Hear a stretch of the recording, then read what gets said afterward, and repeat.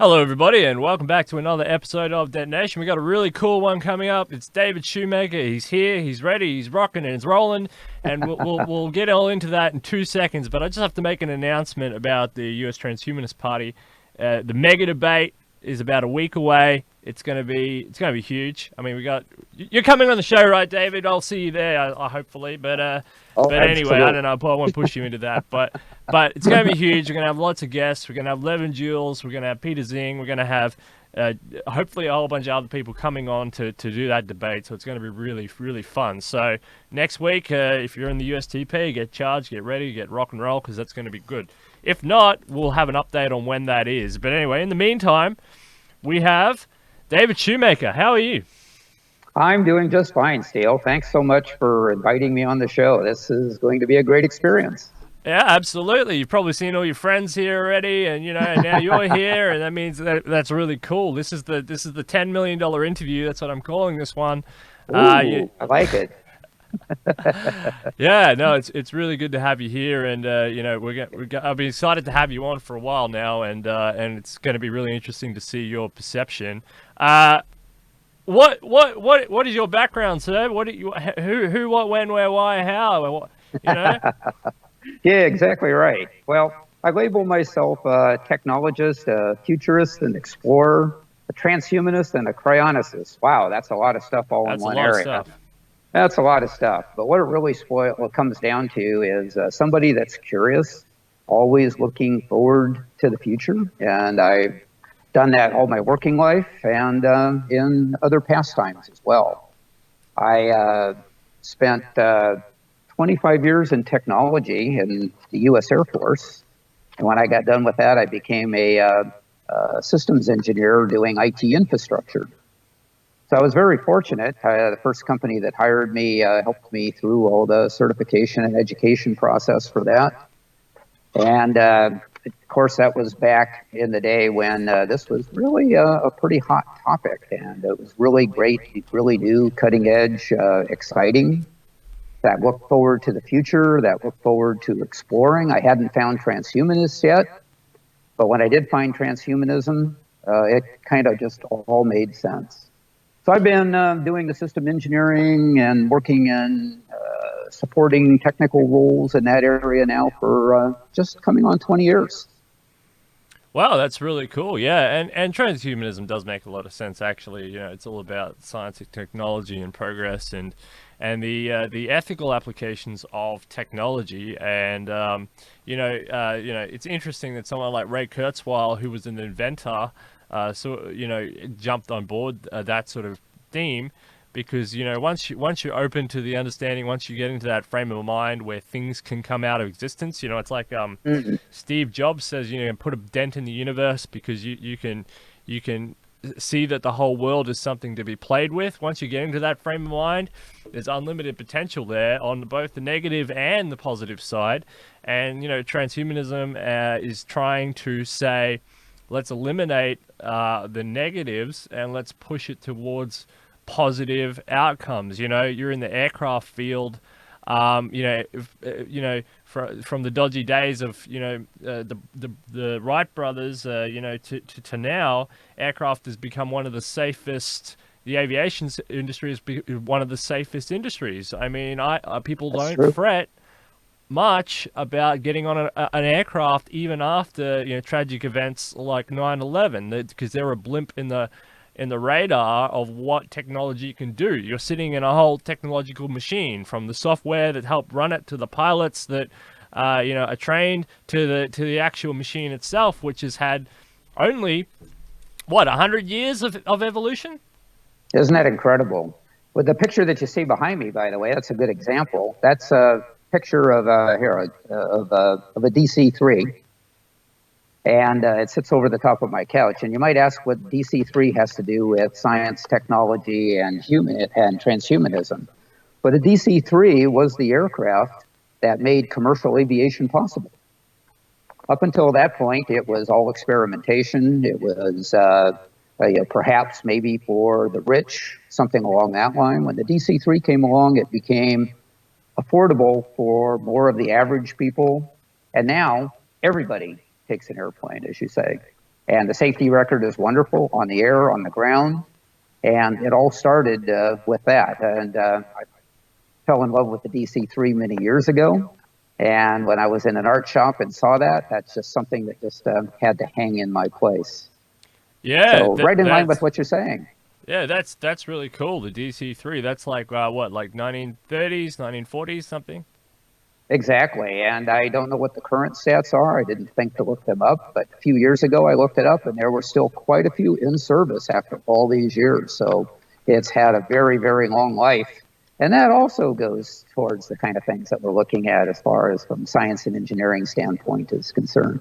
Absolutely. You know, if you can make a machine, a DC-3, for example, or a car, or a motorcycle, or a piece of jewelry, last by swapping out its components, I mean, why can't you extend that idea to the human body? Why can't you swap out your old components or older components for new, reprinted components, beautifully young pre-printed components? The human body is sort of like an engineering marvel in a way. It's a much more complicated Absolutely. marvel than some machines. Not all machines, but some machines, definitely. I mean, the ISS would give the human body a run for its money in terms of its complexity.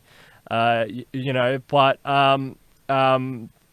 absolutely. I mean, this is the notion. We're taking control of our own evolutionary stance, and if we don't take control of our own evolutionary stance, we'll lose control of our evolutionary capacity, because something else that's smarter than us that we created will just do it for us. Well, yeah, that's absolutely right. You mentioned Ray Kurzweil earlier, and another one of my heroes is Aubrey de Grey. And when you talk about the repair model, that's something that he speaks about quite often, and he uses the car as an example. You can have that 100-year-old collectible car, and it can be in perfect shape, as good or maybe even perhaps better than the day that it came off Henry Ford's assembly line. And it's not a matter of some magic or anything else. It's a matter of understanding how the mechanisms work and then applying the proper maintenance to keep them running. So you're exactly right. That's the perfect analogy for the body. But tying into Ray Kurzweil, I love his approach on the three bridges to extremely long life, immortality, if you will. And I fully subscribe to those. I didn't say how I came to transhumanism, but going on almost 4 years ago now, actually maybe more than 4 years ago, I ran into somebody who introduced me to something that hadn't happened yet called RadFest, and that would have been back in 2016. And the first RadFest had not happened yet. It happened later that year in August in San Diego. And Ray Kurzweil was one of the speakers there by way of a robot. He addressed the crowd in a very 21st century fashion. I'd done some reading prior to that, became really, really interested in the things that he had to say. And his slogan of live long enough to live forever plays, I think, right into the repair model. I'm on bridge one, taking my supplements, going to the gym, getting my sleep, getting my exercise, getting tested regularly to see where I'm at, and taking quick action to keep myself as healthy as I can for as long as I can. And then starting to employ bridge two. Some technologies that I just heard of as rather fanciful a few years ago are starting to hit the mainstream now. Stem cell technology being one of them. And I had stem cell injections myself here a little more than a year ago for a condition that I had. That would not have been possible, say, 4 or 5 years ago to be able to do that.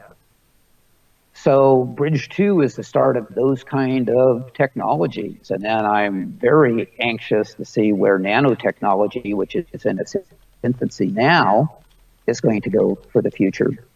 So I think this whole idea of radical life extension, or RLE for short, is something that previous generations have not been able to really think about from a scientific standpoint, from possibility.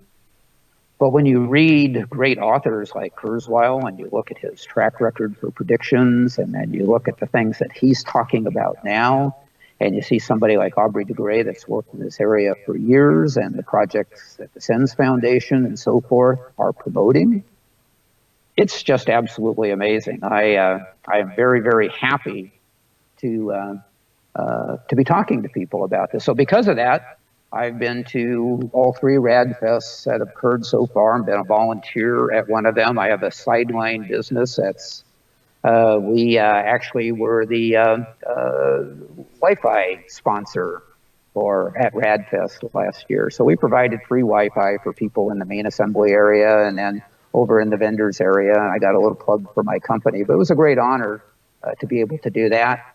And I'm signed up to go there and to be there this year and to be fully engaged. RADFest has been very instrumental in my transition to humanism. It's where I first came in contact with people that had that view, and I became fascinated. Mm. Yeah, and it's frustrating from this angle, to hear this, because I'll have to invent my own RADFest to get RADFest to Australia, so I don't have to pay $1 million every time I want to go to the United States to go to RADFest. So if you're in the United States and you're hearing this, or if you're in the United States and you have access to People Unlimited and you live around the corner and you don't go, you're shooting yourself in the foot, because there's people all around the world who can't access it, or it would take a lot of money, time, and investment and planning to access these great, wonderful, organizations and speakers and things, and they're right around the corner from you, but I know that the RADFest is filling up. I know that People Unlimited, Jim Stroll. Have you had a chance to meet Jim Stroll yet? Oh yes, I know Jim Stroll quite well. Good. And I spent time going to People Unlimited for a few years, and I see Jim Stroll at transhumanist events and so forth. I just saw him in Burbank at an event that was put on by the California Transhumanist Party. Great individual, and he has a passion for this that is just infectious. If you ever get a chance to listen to him, please do. Yeah, that's what I would say as well. I'd say he's one of the great, inspirational figures, and he's been through the drought and he's come out on the other side. He's been doing this sort of, work since the 1960s or 1970s, and he's pushed on through all of the hardships and all of everything up until now, and he's just starting to see it flourish before his eyes, and I think that's really good. I mean, it's nice to see somebody that dedicated and that forward thinking get rewarded for a lifetimes of work. But utilize it. If you're in the United States, utilize it. Go to RADFest, go to People Unlimited, go to the Church of Perpetual Life, go to these things, join the USTP, do all these things, and it'll only benefit you and your children and your country and whatever else you want to conceive. It's a benefit to you. It's a net benefit. You can't really lose. The only way you can lose is by not engaging, and then letting the bad people jump on board or hijack, and that's how you lose. You lose by disengagement. That's how you lose. Yeah, that's exactly right. And let me say one thing too, that there are quite a few international people that do come to RADFest. I enjoy meeting new people each and every year and finding out where they're from and discussing what their background is, and it's fascinating. And then stay in contact with them on Facebook. Facebook's a wonderful way to do that. There's somebody that I've met, and maybe they don't come every year. Well, like for example, I'll throw out a challenge, okay? My partner, she is from Auckland, New Zealand. So we go every other year. Why not invest in yourself? I go to Auckland, New Zealand to see family, and I go to Auckland, New Zealand for a little business, but also come to RADFest. Maybe once, maybe every other year, maybe every third year. Come one time. I suggest that if you come one time, you're going to want to come again. Yeah, absolutely. Yeah, it's amazing like that. And yeah, international participants, someone as as important as Jose Cordero, who's come on this show. That's fantastic. I mean, he's a living legend, essentially. His Yes. resume is too long to explain and go into. He's a fundamental player in global politics, essentially. Kurzweil. I mean, that's Google. I mean, there's a whole bunch of cool stuff. Anyway, it's cool. I hope I'll get over there ASAP. Oh, Singularity U is the other one. Peter Diamandis. Yes. With that, we've got that going on here right now in Sydney. That's through Peter Zing and his transhumanist Australia stuff, and that's fantastic as well. I mean, Singularity U is also really good. It concentrates very heavily on technology, the technological advancements, robotics, cybernetics, a whole bunch of cool stuff. But it's the same sort of thing. It's a very positive environment, and they're trying to establish that the public needs to wake up to set up safeguards for some of these technologies and channel these in a non what's that movie, the one I never watched, Terminator, non-Terminator direction. Yeah, I'm glad you didn't watch that movie. I think that it presents probably the worst side of the future that we could look forward to. Yeah, But, I'm not a fan of movies in general. I don't watch many movies, so movie talk doesn't really interest me very much. But I like reading books and stuff. But I know it's the dystopian one.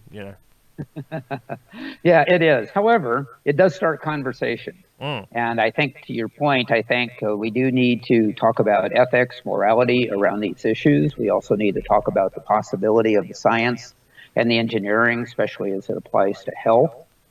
And even a movie like Terminator, when I tell somebody that I'm interested in radical life extension, I'm interested in techno-positive future, usually that movie comes up. And there can be some great talking points in that as far as, that's a Hollywood drama. But let's learn from these things. Let's move forward. Let's take a look at the technologies that are coming our way. And then let's start having these conversations about what we should be doing with them and how they should be used in society. And let's start talking about them before they get here. Because with the acceleration of science and technology right now, it's too late to talk about them after they arrive. Absolutely, and I appreciate you coming on this show and supporting that cause, because you can understand what's going on here. So that's fundamental, and I thank you for that. You're an Alcor member. Why are you involved with Alcor? Well, I was involved with Alcor because I was exposed to it. Now, back in the 70s, I think it's probably the first time that I heard about cryonics, and that seemed like sci-fi to me back then. And back in the 70s, the science and the technology were altogether different. But as I progressed in my engineering career, and as I started seeing enhancements, as I started seeing upgrades, as I started seeing how things are miniaturized and moved forward, essentially progress in all of those areas in the area that I'm working in. Then I started looking at life sciences, especially when I became exposed to RADFest and the Coalition for Radical Life Extension and People Unlimited. And I thought, so where is this going to take us forward? So I too like to read, and I spent a lot of time reading books on this. I've read Kurzweil's books. I've read Aubrey de Grey's book. I've read David Wood's latest book. I've read quite a few. But anyway, the point is, all of that inspired me to say that what I'd seen in my part of the technological world is now moving into biology. It's now moving into gene therapy. It's now moving into all of these things. And those are great. And those are all moving at an accelerated rate.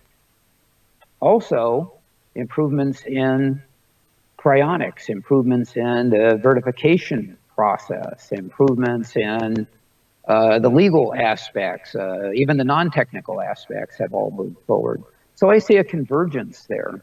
I have made the decision that I'm going to do whatever is within my power to see, to experience as much of the future as I can.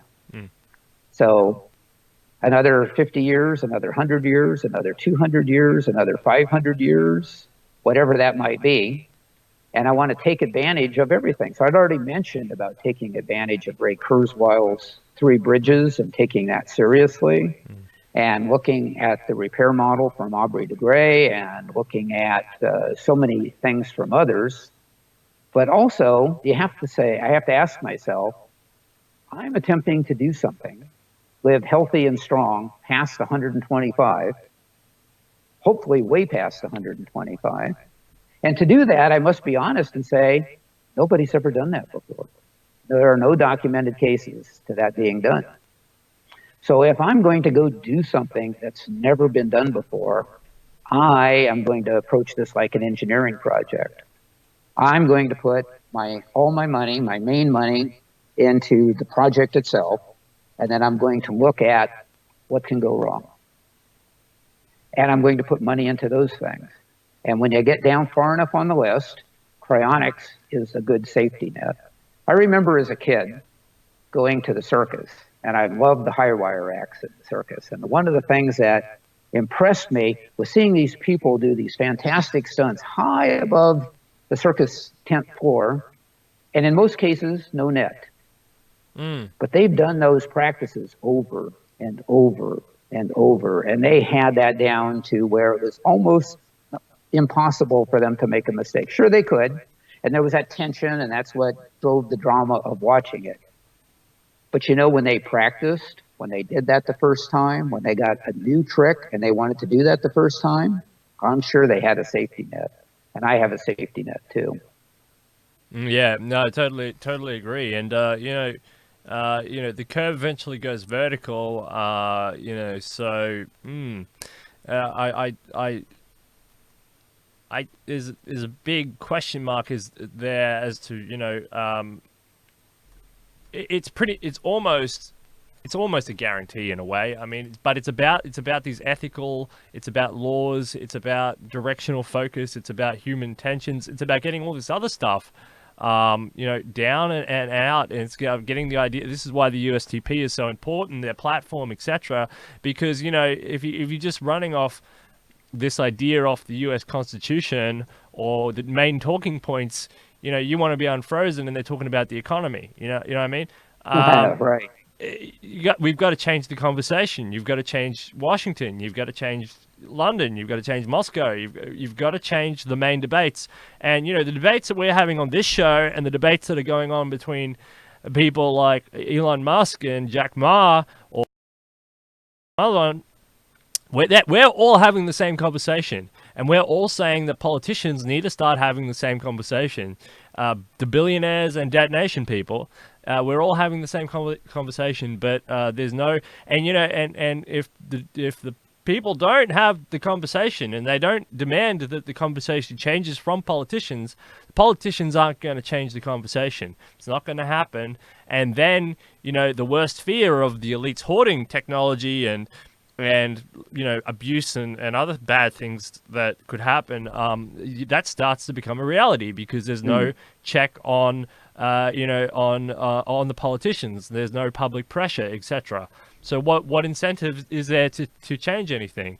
So the longer that we don't change the conversation, the more and more these politicians, these bureaucrats in Washington, will try and suppress the conversation and get away with it. The only reason they can't is because the people who are interested in this have a lot of power and money, and they can sort of force it a little bit by the definition of who they are.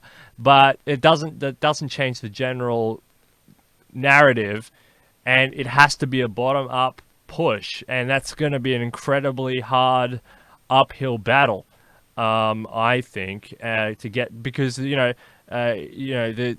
politicians, they can just turn the screws on social, economic, political, and other things and change the debate at a whim. And if people are worried about short-term issues, about putting food on the table, about some random war somewhere, some other things, if they're worried about these things, then that will be the talking point for the day. That will be the talking point for that year. It's now 2050, and they're still talking about that. You know, it's horrible, and it's been going on for, I don't know, as long as I've been alive. And for me as well. However, I do see hope. I am an optimist, by the way, and I think I have good reasons for that, because I see many of the optimistic things that I started dreaming about the future at 10 years old, and started making lists of things that I wanted to see and so forth. So here I am, a 10-year-old in elementary school, not exactly a position of power. But that's where I learned that by talking to people, engaging in conversations, you can make this all different. And I've seen other people engage in conversations. And what you're doing here on shows like Detonation are absolutely perfect, because this is something that allows us to go out and talk about things that are not showing up on the 6 o'clock news. How do we get them on the 6 o'clock news? We do it by this. We do it by going to political events, non-political events, talking to people about these things that we think that are important, and gradually the conversation changes. I think a good example is on the Democratic Party ticket in this country, one of the candidates, Andrew Yang, which I'm sure many people know. He's the champion of the UBI. Yep. And he's talking about the UBI because of automation. And he's talking about automation based on driverless vehicles, especially truck drivers, and that whole thing. And then we've had recent news here that UPS has been testing driverless vehicles. So it's not just something in the testing stages that aren't going to come to production. It's going to be something that's going to be a real value, and it needs to be soon. But back to Andrew Yang, if other people hadn't been talking about UBI before this, I don't know we would be seeing that on the Democratic stage. So it's how we get things, I think, into the political spectrum. And there's go ahead. Sorry, and there's different solutions on both sides of the aisle. Like you mentioned, I just want to touch on this quickly before you change it, because this is really important. Andrew Yang, bringing the UBI on, and you know, someone with the biggest ratings is Tucker Carlson. And what's Tucker Carlson saying? He says basically, he does talk about it. He does talk about automation, but he approaches it from an interesting angle, where he says we can't allow the trucks to be automated, because the group that's going to be between 25 and 40, this huge number of employed peoples, is going to lose their job. And imagine the social dislocation that's going to happen from that. But Tucker Carlson, that's just the beginning. That's just the beginning, Tucker. It's not just, you can't just say, all right, we have to legislate that these people drive trucks and you can't automate it, because that's just the beginning. What are you going to do? Legislate? You're going to legislate like going back to the Stone Age to protect jobs so that, you know, these people don't end up in an uprising? I mean, because he doesn't want to talk about UBI, right? It's socialist, communist garbage, right? So, well, not really. Well, that's what he's saying, right? It's that's socialist, communist. I have a different opinion. You can't have a welfare system, so legislate that automation is thrown out, basically. Well, that's where the conversation needs to change, because I don't look at UBI as a welfare system at all. Welfare system is a needs-based system. UBI, that U stands for universal, of course, and that means everybody gets the UBI. And I know that's not something that some people fancy, because I think they are caught up in the welfare model. But the fact that it is universal means that it's universal for a purpose. He's calling it a freedom dividend, and that freedom dividend comes from living in and participating in this economy here in the United States and the things that we have done. That's not too dissimilar, as has been pointed out, I think, by Andrew Yang and others, as to what goes on in Alaska with their oil dividends and so forth that are up there. And that was signed into law, if I remember right, by a Republican governor. That doesn't sound like somebody that really wanted to sign a welfare bill. And it's not a welfare bill, and neither is UBI. It's a way of looking at the future differently, and the relationship between your value at work and your income. And those have been tied together out of necessity. And change is difficult, but change is coming. Yeah, absolutely. Yeah. That's very well said. Change is difficult, but change is coming. You can't.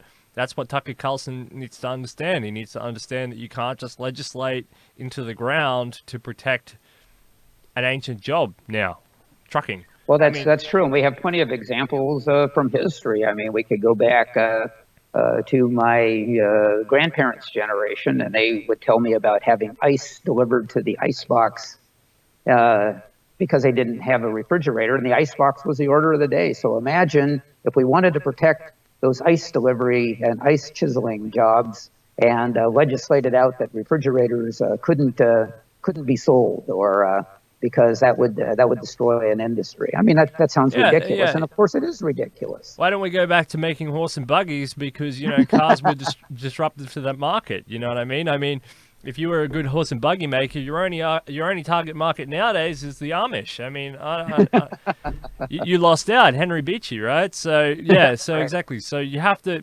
live with the change. You have to embrace the change, and you have to have conversations like we're having here at the USTP is having. Yes. The conversation has to change, because what all of these people don't understand is that this is only the beginning. It's not an end point. It's not an end. It's not an end. It's really important, and that's really cool. Um, And so it's the beginning of new opportunities as well. That's something else. It's not just resisting the future because we want to preserve the past, but we would be ignoring the new opportunities that are coming along. So we could take a look at any previous technology, automobiles, for example, that one keeps coming up. And people can say, well, there are smog issues and traffic crowding issues. But look at the mobility issues. Look at all the other things that it opened up that just would not have been possible before. That's going to be true of these future technologies that are coming along, and we need to shepherd them into the right existence. exactly, or talking about your own sort of field, the aircraft, the aviation industry. I mean, the pilots are sort of becoming a thing of the past as well. That they're not signing up en masse because they're having issues with pay and overwork. Getting overworked, especially on these short run trips. Long haul pilots. That's where you want to be. You don't want to be in a short run pilot, but you want to be a long haul pilot, and it's hard to get a long haul pilot pass unless you've been doing it for a long time and you clocked up a lot of hours and a lot of experience and all that. And so, it's cheaper to just run a computer, and the computers have proven themselves. And so pilots, the allure of the sky, it used to be the thing. Everyone wanted to be a pilot in the 60s, but now, I don't know, it's not as attractive anymore. It's just a normal job that a computer could do just as easily, or a warfare pilot. I mean, you can only go up to so many Gs. Exactly. It's cheaper, more effective to run a drone, a manless drone. If they shoot it down, like the Trump the Trump drone over Iran was a huge watershed moment in history. Got shot down, and it didn't trigger World War III because there wasn't a pilot in there. But if Yes. there was a pilot in that plane doing a spy mission over Iran and it got shot down, the world would look very different today. So there's a benefit in there, sort of. You can sort of calculate a benefit in there. But the order, but pilots are, they're smart people. They'll just find new jobs and new facilities and new opportunities, and maybe spending time in on a beach is more fun anyway. I don't know.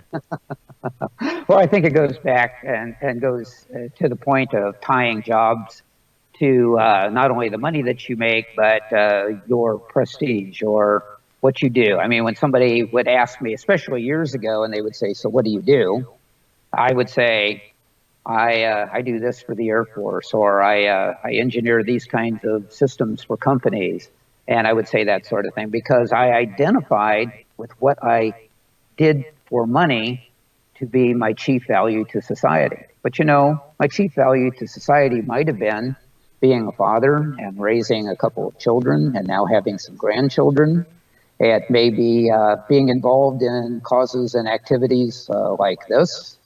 I've jumped in full force. I joined the U.S. Transhumanist Party not long after I found out about it, and lamented the fact that there wasn't an Arizona Transhumanist Party. And at that time, I didn't have the bandwidth be able to take that on from a startup operation. But when it did get started, I was right in there, and some of my other time freed up.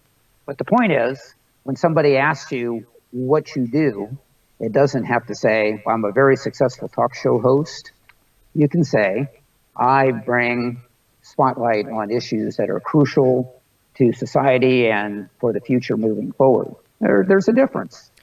I totally love this. It's a very Alan Watts. We've got John Kurtz or Carrots, and I call him the Alan Watts of the candidates, which we'll get into in just a sec. But I like this notion of do what you love and the money will follow. I think this is really, really true. Because you bring value, and bringing value is what capitalism is all about. Once you can bring a value to other people, the money sort of fills in the void, and people become very successful over doing service to others, as opposed to looking to make money because for the sake of making money. They just usually end up working for other people who've already found that, and that's what happens. So tell us more about the Arizona Transhumanist Party very quickly. It sounds exciting. I mean, Ben Zion is the captain or whatever, isn't he? Yeah, he's the chair. And I started out attending meetings a few months back, and I guess my passion showed through because I'm now the vice chair of the Arizona Transhumanist Party, and I'm taking on the goal of looking to build this. We are now in a political season, and as you mentioned, Ben Zion is the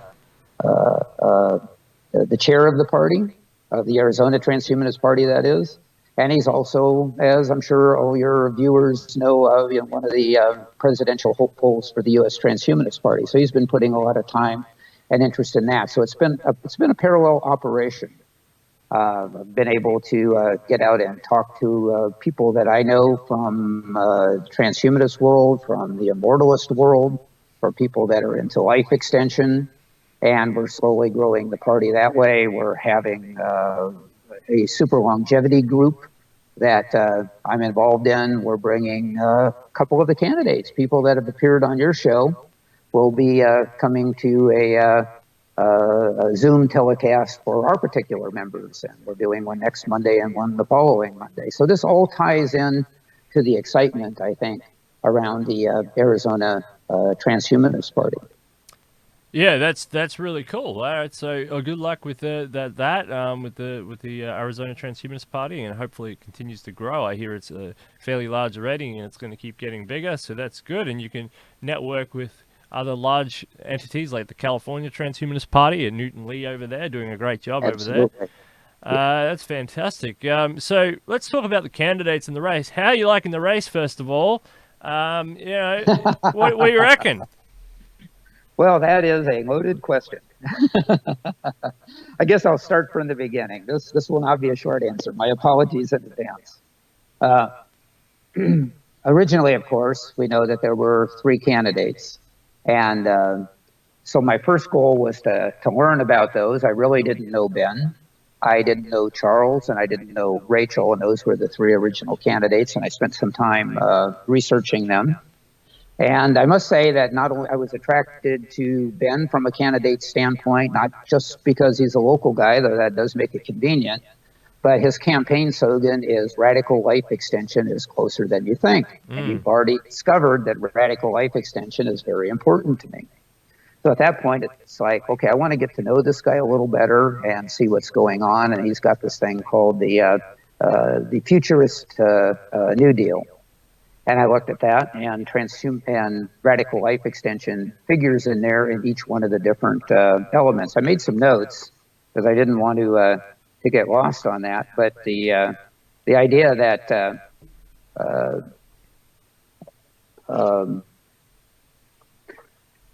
Wi-Fi for all, the democratizing of information and so forth. The federal land leases. The federal land lease, and then, of course, Ben has his own UBI proposal. So I think the more conversation about that, the better. So I immediately thought, well, it's really good that this guy is local. Let me see what else is out there. And I came across Rachel Haywire and started looking at some of the things that she was doing from an artist standpoint, and I found that to be very intriguing. And I thought, well, this is a different way of approaching people. And Ben has been doing, many podcasts, putting videos out there, talking to people. He's been on your show, quite a number of times. He's really getting the word out as far as spreading transhumanism. I thought, well, maybe Rachel had, perhaps, a different way to do this from an artistic standpoint, and I like that idea. And then Charles, I got a chance to meet him, and he's tall, right? I met him in person over in Burbank, and he is very tall. That's what I hear. I hear he's extremely but I love his tall. He is extremely tall, and I love his 222 initiative. He is the social justice candidate. That's my analysis of him, and that shows a side of transhumanism that I really like. He has a tie-in with the transhumanist, California Transhumanist Party, even though Charles is from Florida, and Newton Lee, so that's very credible. So I thought, well, gee, we've got three interesting candidates here. And then, probably not talking out of school, the race got a little rough and bumpy. And I'm continuing to try to make up my mind about these three candidates. And I won't go into all the details. That's probably been rehashed probably on your show here a number of times. And certainly you can read about it in other forums. And the decision was made by Gennady, the U.S. Transhumanist Party chairman, to extend the period of time for campaigning and for voter registration, and when the actual election is going to occur, and the fact that more candidates could enter the race, which tended to make it even more interesting. Because I think we're up to 9, if I have the count correctly, and been reading through some of those. Well, once again, no surprise. When I would read those candidate profiles, the first thing I would look for is, how does this candidate address radical life extension? Radical life extension, out of the 3 core values of the U.S. Transhumanist Party, is core value number 1, happens to be my core value number 1. So I was using that to judge them as well, and to look at, if they don't address radical life extension specifically, then how do their policies affect radical life extension, in my estimation. And I found some that were quite interesting, but I think maybe because Ben is local, Ben's focus is on radical life extension, and I think his supporting platform is very strong for that. I have very unashamedly thrown all my support and campaigning practice in behind Ben Zion. So I truly want Ben Zion to be the one who emerges from this victorious. All right, so that's an endorsement from you, Mr. Shoemaker. Okay, that's breaking news right there. Unless it wasn't breaking news, I don't know, but it's confirmed on this show anyway. So that's interesting. All right, so Ben Zion's got a David Shoemaker endorsement. So that's Dan Elton and now David Shoemaker officially. And Dr. Dan Elton is an incredibly smart gentleman as well. Yes, he is. I appreciated him coming on the show, as well. Talking about medical AI, which is very close to radical life extension. If you want radical life extension, if you can improve the AI sufficiently, eliminating cancer is not that far away with that sort of stuff, because the medical AI will, imaging processes and stuff will pick it up a million times better than a human doctor could, and you can eliminate these sorts of things really, really early. Self-adjusting robots, nanorobots, and all that. They've got those brain worms now that you can put. They're working on neuron cleaners. I mean, a lot of this is really cool stuff emerging in the medical industry there. And I guess if you're into radical life extension, you'd want the best for the medical industry and the AI that's coming out of that. So the two and two go together, so that's very interesting. All right, so it is, and I want to inject one thing if I can, which is the fact that I love all those things that you pointed out, and some people might look at those and say, well, that sounds like that's a ways off, and we can't forecast when these things will happen. But I want to say that I think that there are nearer term things along that line that may help too. Things like improvements in virtual assistants. That's a technology that's really coming into its own now. Well, sure, it can make my appointments and maybe book some phone calls, but also maybe it can keep my supplement schedule up to Exactly. date. Maybe it Exactly. can keep my blood testing up to date. That's technology that's real, that's tangible, that you're going to have in your hands, being able to do this right now, and if not right now, very soon. That's really, really important because, they talk about, the end of antibiotics and stuff like this. And one of the main reasons that some of these diseases are building up antibiotic resistance is simply because a doctor prescribes you a full dose, and people, they take half the dose, and then they get better, and they're like, "Wow, I'm that's fantastic," and Yes, they that's throw the right. rest out because they're thinking Yes. arrogantly that they've finished. But what they've done is they've taken half the recommended dose. And now they've given the antibiotic. They've killed enough to make themselves better, but the bacterial infection and that has built up a resistance, and next time it comes back stronger because they didn't actually kill it. Talking about assistant AI or whatever, it will be like, "Do not flush this down the toilet. Finish your damn dose of your antibiotics. You're Exactly. hurting the world doing this, stuff like this."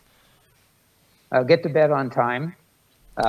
Keep your immune system built up. Not only take your supplements, but whatever eating regimen works well for you. A big part of that is maintaining that. And sure, I can maintain mine on a day-to-day basis when I'm in my local and normal processes. I get up at this time, I do this at this time, I go to work at this time. That's easy. But when I travel, when I have guests, when I do some other things, those can be difficult. And I would love to have my assistant be able to keep me on track and to keep me in check. And it's up to me to not look at that as being pestered by that, but actually being able to help. When I start running low on certain things, for it to start doing the ordering for me.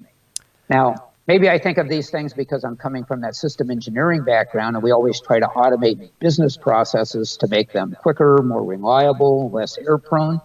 We're going to be able to do that in our daily lives for ourselves.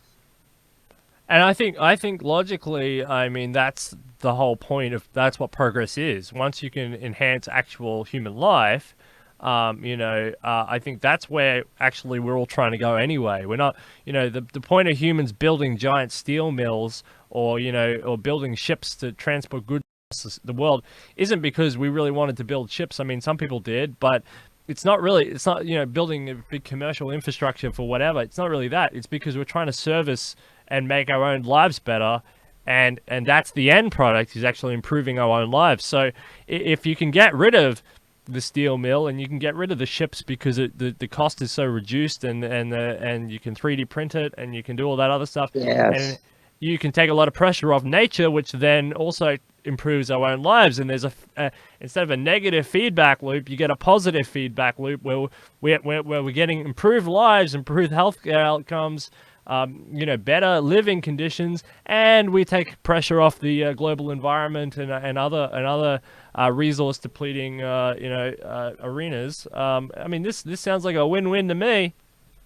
It definitely is a win-win, and it comes by embracing the technologies, by seeing that they get used appropriately, by seeing that whatever concerns come up, say, from privacy issues or anything along that line, anything that would impact it as far as how it could be used out there, all goes back to having conversations, talking about it in forums like this, talking about it at the grocery store, talking about it at the PTA meeting, talking about it, wherever you can, because that goes back to your point of how do we put pressure on people that are interested in maintaining the status quo, maybe for financial reasons. That can certainly happen in capitalism or in other economic models.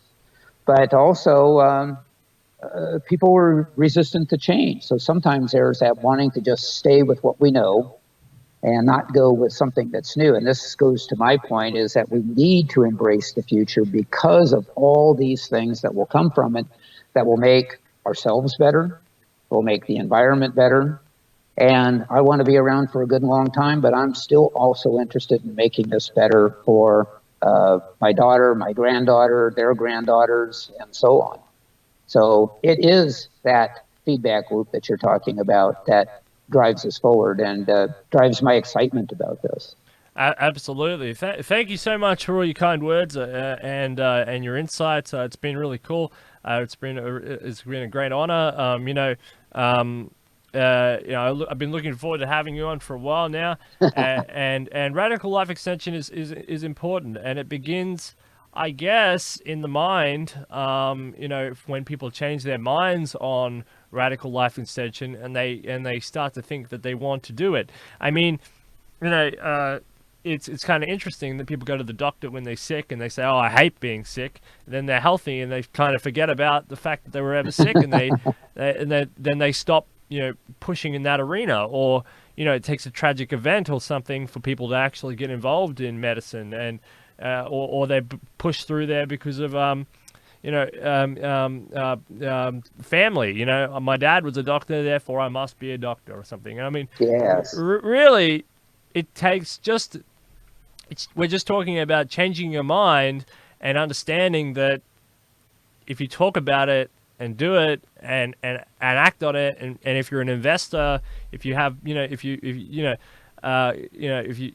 someone, if you like mutual funds or something, picking the right set of mutuals. I mean, if you pick the right set of mutual funds, you can make a huge impact. There's a lot of, businesses out there that are screaming for capital, screaming for cash that could assist in these fields. And the American population between, I don't know, 55 and 70 is the most capital rich population on the planet. I mean, if you all shifted 5% of your portfolio, I mean, that would make a huge difference. For example, I mean, there's multiple ways to do this stuff, and it just takes a little bit of creative thinking, a little bit of ingenuity, a little bit of Charles Holsopple is saying, okay, let's do it through a non-for-profit organization. You can't just sit back and rely on politicians and billionaires to do it all for you, because they're running their own games. And a lot of people say, I don't trust the politicians anyway. So then why trust them? Why give over such important topics to them in this arena? You know what I mean? If you don't trust them, then why aren't you helping to change the conversation and move it towards a more positive outcome? I mean, it's amusing to me. Well, that's exactly right. And it does go back to the conversation. And it does mean staying engaged, and it does mean doing shows like this. It does mean collaborating. The Arizona Transhumanist Party is small by comparison to any of the other political parties that are here. So wherever we can make liaisons, wherever we can have an opportunity to speak and be heard, is something that we want to do. And I think we see this, across the board in the U.S. Transhumanist Party. After all, this whole presidential race in the U.S. Transhumanist Party is really all about making these things high profile. It's not realistic office. It's a matter of being able to say, hey, I'm running for president. These are the things that I'm interested in. These are the things that the future is bringing towards us, and getting some airtime. And look at that. Quite a bit back in 2016. That was done masterfully, I think, with the coffin bus driving around the U.S. Absolutely. And we're going to do something like this again in 2020, not the coffin bus, obviously, but as far as getting the word out and using the technology, that's available. Well, I noticed that Ben Zion released some sort of 10-step plan, and in there he formulated some sort of idea about, having a committee to come up with a coffin bus type viral campaign, as part of a strategy. So we'll see what the other candidates do on that, but that's some positive forward thinking, about the virality. I mean, this party has attracted, different organizations and different people and different profiles from all over the spectrum, political spectrum, media spectrum, and others. So, and the amount of, Gennadi's really smart. I mean, and so is Zoltan Itzvan for launching this, because the amount of free labor that they extract is tens of thousands of hours, because it's a political process. So you have to, when it's politics, because I love politics, I'm really into politics. It's probably my favorite thing. Yeah, it's tens of thousands of hours of free labor and thinking in a really dynamic way, which includes, basically all the systems and all the processes and all the world issues that we talk about here as sort of fodder for a larger program, and it's sort of it's sort of invites the best and the worst, but the best of what people have to offer. Otherwise, they get left in the ideological dust. And I really think that's kind of really, really clever, what they've done there, because the amount of free labor is just enormous, that they've extracted, and ideas and creativity that they can get, from a simple thing like a party. Yes, that's right. People don't think anything of that as far as when it comes to politics, donating time, making phone calls, going door to door, talking, presenting. Yeah, you're exactly right as far as being able to do that in a political setting. One of the other things I want to point out, too, is I love the fact that politics has its seasons.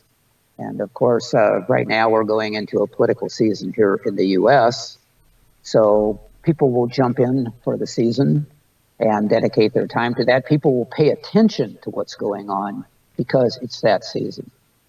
And I like the philosophy of transhumanism, but that's kind of an everyday thing. And so you have books and you have videos and you have other ways to communicate.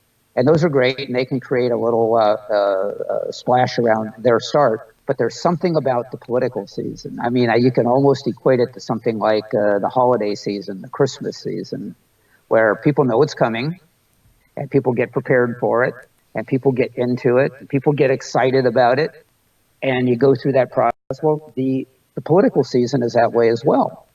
And whatever you think of the political season, whatever you think of the candidates, it's pretty hard not to have a conversation about that. So it's a great time to be talking transhumanism. Absolutely. Thank you, David. Is there any final comments you'd like to say? You know who the type of people who watch this show. Anything you want to say to any of those people, or final comments, or anything about Radfest or any of your longevity? Anything you want to say before we leave? Well, I'm very thankful to be here on this stage where so many of my heroes have been. You mentioned Jose Cordero earlier, and Charlie Cam, another hero of mine, was here on your show, and then so many more that I am just pleased to share the same stage and to be able to talk directly about those things. Also, I want to say that I've been really pleased to watch the videos that Ben Zion has put out with many of these same people. Natasha Vita-Moore, for example, Joe Bardeen, who wrote a chapter in the Transhumanist Handbook. But matter of fact, he's doing this whole project where he's trying to spend some time with each one of the people that wrote in that book. And there's like 60-some chapters. So this is a great cross-section of the whole transhumanist movement. But being able to get out there and to have these videos and to be able to share and to share in the excitement and to start painting that possibility of what the future can be like. And it doesn't have to be like Terminator. No. As a matter of fact, it's in our power to make it what we want it to be. And I can see it becoming a very great future and a very long future for those who want that sort of thing. Absolutely. That's profound, and thank you so much. And I absolutely agree. Well, if I ever have one of those guys on again, I must get you on, and then we can all have a chat. So that would be fantastic. All right, David. I would love that. yeah. I'll see if I can order those. I think Charlie Cam would definitely be up for something like that. Charlie's a very lovely person. So. He is. He's marvelous. Incredibly intelligent. So yeah, it's fantastic. All right. So thank you, David Shoemaker. It's been an absolute honor to have you on. I hope we'll see you next week at the debate. Debate's going to be really good. I'll try and organize something there, but it's going to be really, really fantastic, and it's going to be huge. So I think it's next week. Anyway, as we said, I think it's next week, but we're going to wait for Chairman Gennady to sort that out. Absolutely. Thank you again. All right, that's it for Detonation. Thanks for everyone for watching Detonation. All more coming all your way all this week. Detonation.